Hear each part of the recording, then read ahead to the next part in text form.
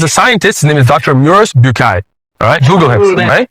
He's a French scientist, atheist. Started out to prove religion wrong. He took the Bible, looked the facts in the Bible. He proved them to be inconsistent with modern science.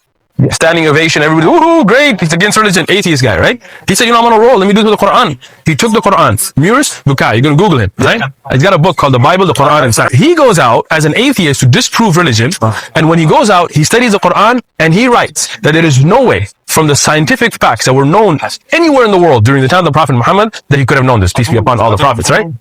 He, as a scientist, did the exact same thing you wanted. He researched that time period. And he said the scientific facts of the Quran could not have been known to even scientists of that time, let alone a man who couldn't read. The Prophet Muhammad, he couldn't read. You get him a book, he was unlettered, illiterate, right? Do it together. We'll research it, right? At that time, in the desert, in Arabia, right? Were there people that knew about when fresh water and seawater? At that time already, the Roman Catholic was already like, raised all over the place for years. And they had a bunch of they pretty much dominated the whole Western world. Right. I mean, there was a lot of intelligent people that Sure. But this is not about astronomy. This is about the depth of the ocean, right? Right. And at that time, I don't know. Right? I don't know. There was. Well, let's look it up. Right. Let's research it. Right. But that's one thing, right? How does a child develop? How are the stages of development? They didn't know back then. Right?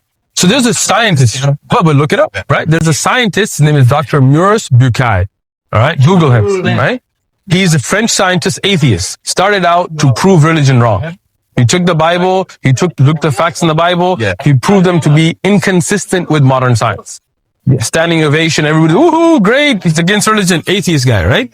He said, I'm on a roll, let me do it with the Qur'an. He took the Qur'an. Maurice Bucaille, you're going to Google him, right?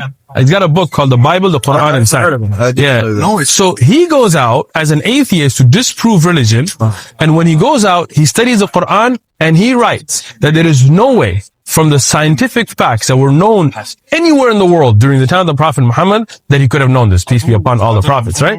So he, as a scientist, did the exact same thing you wanted. He researched that time period. And he said the scientific facts of the Quran could not have been known to even scientists of that time, let alone a man who couldn't read. The Prophet Muhammad, he couldn't read. You get him a book, he was unlettered, illiterate, right? So now you think about that, right? Like, how would that happen? And it's not just one thing. There's linguistic miracles. There is scientific miracles. There are prophecies. There is history and future that was not known by the Arabs, right? So when you put all that together, you realize that there is a miraculous prophethood here, right?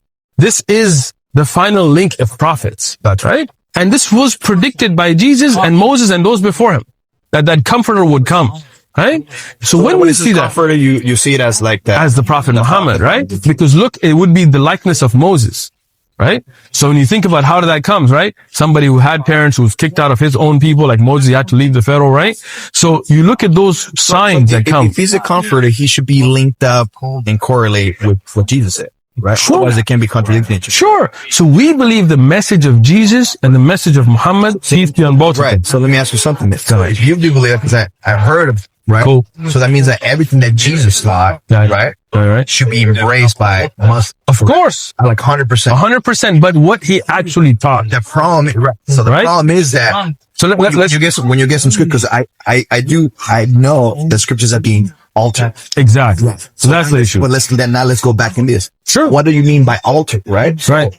Language has changed, right? As we know, Sure. The New Testament, as Christians say, Sure. it was written in Aramaic and Greek. Exactly. Greek, right? Because that was the language, right? Aramaic, actually, because Greek wasn't no. Because the language of the people of Israel Jesus was around was not Greek. Right. It was Aramaic. Right. Koine Greek came after St. Paul, right? Which is about 100 years after Jesus' time, right?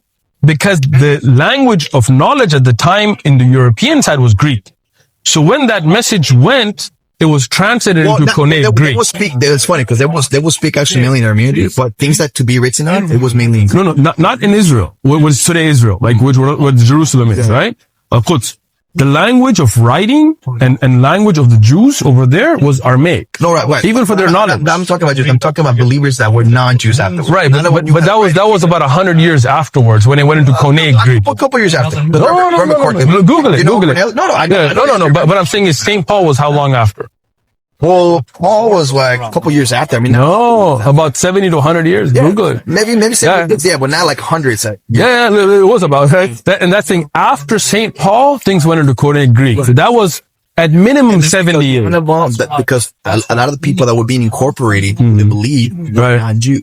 Exactly. So, but that's it. So that means you have this big time period where there was no Koine Greek, it was an Aramaic. When it went into Koine Greek, the original scriptures were lost, right? We don't have any of the actual writings. To be honest, I will consider scriptures. Right. This.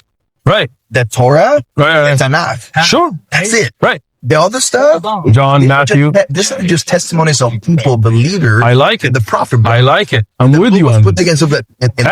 Excellent. So here's the thing that I think there's a lot of misconception in that. So when you read here in the New Testament, John, Mark, like scripture, stuff like that, it's talk about this, the Torah and the Tanakh. Excellent. Right. So let's just get that clear because I'm with it. I'm with it. No, so, I agree with you. But these are the testimonies of people that walk with the prophet. But that's the thing. If you look up research on who wrote Matthew, Mark, John, we don't have the author. We don't have the author. You're a well-read man already, right? You're there. But that doesn't mean it's not true because but let me ask you this, right? How do you depend on something you don't even know the author of? Because if Jesus was chosen to bring the message forward, it can't be altered whether man. But that's the issue, right? Right. If you look at the message today, there's definitely where's King James and others who came. So it was altered. When we alter, I'm going to tell you this. All right, go ahead. Remember, King James was the Anglo-Saxon English, right? Yep.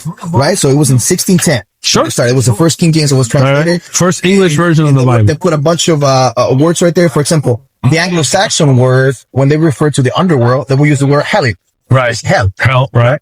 The real word that was Jesus when he was speaking about was Gehenna. Right. The valley of Hinnom. Right. It was a valley outside Jerusalem that was a burning interesting place, you know? Right. And I know, I think in Arabic it's Gehenna or something. How you guys spell? Jannah. Jannah, Jahannam. Jannah. God means valley. Hinnom means Hinnom. It was a valley where they used to sacrifice kids and do all this stuff. Gotcha. So they changed it. They just put out. Why? Because they wanted to scare people. Okay.